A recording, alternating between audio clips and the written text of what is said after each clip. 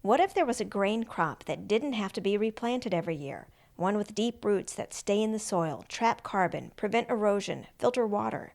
Kernza, the world's first perennial grain crop, could be a game changer when it comes to sustainable food production and using our land to help fight climate change. But the big question, does it make a good beer? In this episode, I'll head to Lakefront Brewery in Milwaukee to find out. I'm Amy Barrilleaux, and this is State of Change from Clean, Wisconsin.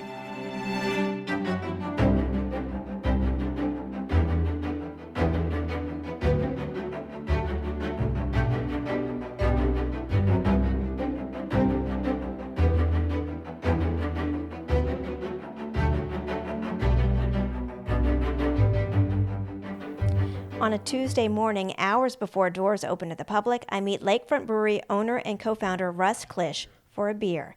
It's a little early, but this is a special beer made with Kernza. When you have something like Kernza, you don't want to hide the flavor of it. You want to make sure that that's the star of the show, or the flavor that comes out that everybody's going to be drinking. So when you have this one, it's purposely low hopped. Okay. And so you try to get the sweetness, you try to get the flavor of the Kernza. But yeah, it is on the sweeter side. It's smooth.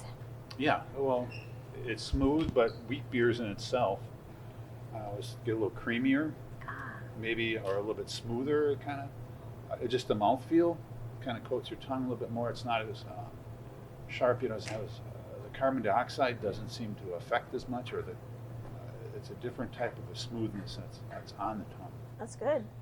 So it's popular then, this one? Yeah, everybody loves this. I sit down with Russ to find out what made him brew a beer with an ingredient most people haven't even heard of. So how did it come about that you heard of Kernza? I believe that I heard about some other brewers brewing with it, and I've read some articles about it, and all of a sudden it's like, well, I imagine we could try to get some Kernza and brew with it. So you could actually order some online if you like, and I got some like a pound bags, and we looked at it, and it was kind of a challenge to brew with. But after we did that, it's like, well, let's try to get some, and then we found a local Wisconsin farmer who had it, and so one thing led to another, and we got Breeze Malting to flake it, and we ended up making a batch. So if you had to explain to somebody, which I'm sure you've had to do, what Kernza is, how do you explain what this grain is? I let them know that it's a part of the wheat family, and it's a perennial. The fact that its roots go down 10 feet into the ground, and it comes back every year. You don't need any fertilizer. You really don't need to water it. You can plant it and harvest it, and hopefully it keeps on going. But yeah, so it's a very sustainable crop. There's still some work to be done on the breeding of it, but right now it still makes a quality product, and so that's the good thing about Kernza. It tastes really good. What made you think, okay, there might be some challenges with brewing something with Kernza, but I'm going to go ahead and try it out, and maybe even make a batch that I sell in my brewery? Yeah, the one problem with Kernza is that it's a small seed compared to what a malted barley seed is. And like malted barley seed is a little bit larger than a grain of rice. But like a Kernza seed looks more like a grass seed, if you ever try to plant grass, very small. And so with brewer's grain, you have they have a crushing machine that comes in that takes the barley and just kind of cracks the husk. And it's hard to do that with the Kernza. Or you can try putting it through, getting it very close with the rollers, but you don't crack as much of it. And also it's not malted. Malting is a germination process. Malting basically takes the endosperm and converts it to sugars, or the seed needs food for growth. So when you put a seed like you had in your second or third grade, and you put it between two pieces of wet tissue, it absorbs the water, the enzymes in there start taking the starches, converts it to sugar, and then it starts to grow. And so then there's sugar that becomes into the barley malt. And if you ever had malted milk balls, malted milkshake, malto meal, all that is from maltose, which is in malted barley. But right now, Kernza is not malted, and so it's not as plump or not as easy to break. But we were able to get it flaked, and there's still a lot of great starches in Kernza that we could use, and that's what we did at Breese Malting Company. Kernza is kind of starting to become known as a grain that can help fight climate change, which I think people have a hard time understanding how that might be. So what's your understanding of how Kernza intersects with fighting climate change? There's a couple ways where it fights climate change. One, the fact it's a perennial. The fact that you don't have to use the energy or fuel to go out and plant every year. So that's one part of it. It's also good for no pesticides from an environmental standpoint. But I think the big area where it's really beneficial is that the roots of it go down about 10 feet into the ground. And so you have a plant that basically takes the carbon from the air, sucks it in the plant, makes plant material going down in the ground, and it basically turns into an organic compound down there, 10 feet down. And so essentially you're making very good dirt out there with the Kernza 10 feet deep, where you're basically taking a lot of carbon from the atmosphere and just sucking it down into the ground. You made Kernza here, that very first batch of Kernza beer here at Lakefront. What happened when you put it out, for customers to try? What was the reaction? Well, we had it called, the name of it was called Radical Root.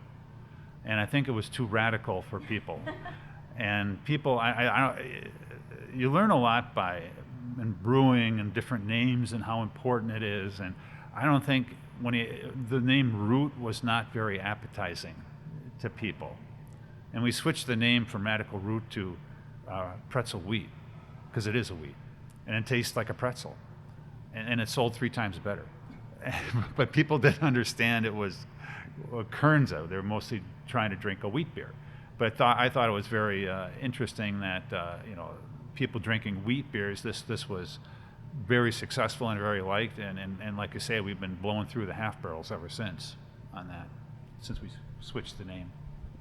So you're calling it a name that has pretzel in it, but it has no pretzel in it exactly. Pretzels have wheat, and so it's you could easily make a pretzel, a Kernza pretzel, and since it's they have there, maybe that's what we should try now, and maybe see if we can make a Kernza pretzel and go with it. Because you don't have the root in the name, do you find yourself still trying to educate customers about what this is, or that it's made with something different that's not exactly wheat? Yes, we try educating our staff and letting them know. When we have time, sometimes we get very busy and it's hard to tell a long story and during this period, but we're more than happy to try to let people know. We have done different things around here with the staff. We had posters up for a bit about the beer and let people know about it. Had social media posts posting about Kernza.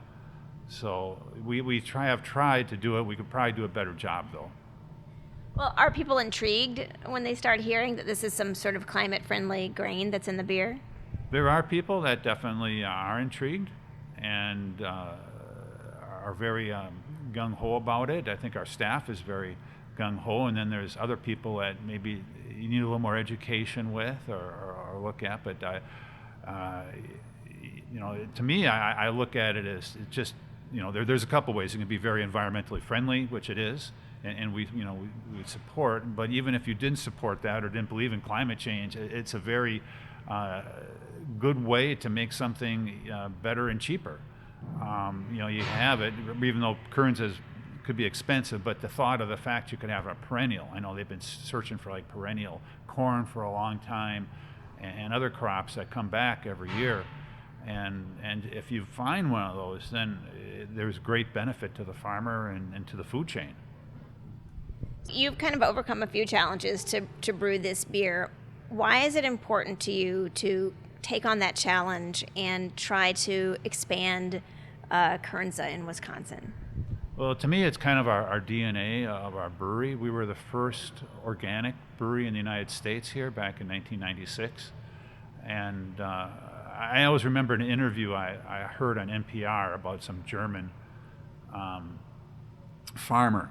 And he said about how every year you had to go out and you had to put fertilizer down, then you had to put pesticides down, and the cost of going out there with a tractor and the fuel was so expensive, and he had to do all this work with it. And then he said, well, then he heard about organic, and he said, well, you don't have to put the fertilizer on, and it wasn't that expense, and so he saved money. And my background is engineering, and engineering, if you're doing it correctly, you always want to make it more simple. You don't want to make it harder, and you want to make it better. And so to me, that was part of it. It's the next generation of farming, next generation of coming along and trying to make something better. And it tastes good, so you obviously want to try to promote it. And it's eco-friendly. It's a great story, and it's something that there's still a lot of work to be done. The seed gets a little bit plump. The price of Kernza is very high right now, but I think once you work with it a little bit more, it's going to come down. I used to be in the automotive battery business, and in the 80s, you always had electric cars, but the price of gasoline had to be like $6 a gallon to make it be good. But they kept on working on the battery, and now obviously we have electric cars are going to be the norm here pretty soon, and and it's just going to take some more work. And eventually that's going to happen. And then we'll have a perennial weed. We'll save a lot of energy. We'll take a lot of carbon and sequester it down into the ground. So as good as Kernza is for the climate and for water quality and soil health and all those things, it's hard to have a product if it doesn't taste good. And so how would you describe the taste of your beer made with Kernza? Well, yeah, when we had called it pretzel wheat, that's kind of close. I mean, if you took a pretzel or a kernel of Kernza, it kind of has like a Triscuit flavor, a little bit, is when I've always had it. So it's a wheat flavor that you have, almost maybe a little bit like rye, maybe a touch, but so we have a lighter style beer, but that little flavoring gives it a nice flavor. To have the Kernza in there, we used about 30% Kernza in that batch. And that's enough of a flavoring to make it a little bit creamy and a little bit flavorful with the wheat. This is your first beer that you've brewed with Kernza. Do you expect maybe more different types of Kernza beer, or more often serving this one up to customers? Yes, we have one in the tank right now that we just brewed last week, and it's going to be a Kernza Weizen. And so Weizen basically stands for like wheat, but it's also usually a Weiss beer, and so Weiss beer usually has a little more clove phenolic flavor, and I think those would go very good with the Kernza, because usually wheat beers in Germany are called Weiss beers, white beers, and those it's very similar to that in style and nature. So we will be interesting to see how this one comes out. It should be kegged in about 2 weeks. So 2 weeks from now, people can try a whole new Kernza beer. Does it have a name yet, or?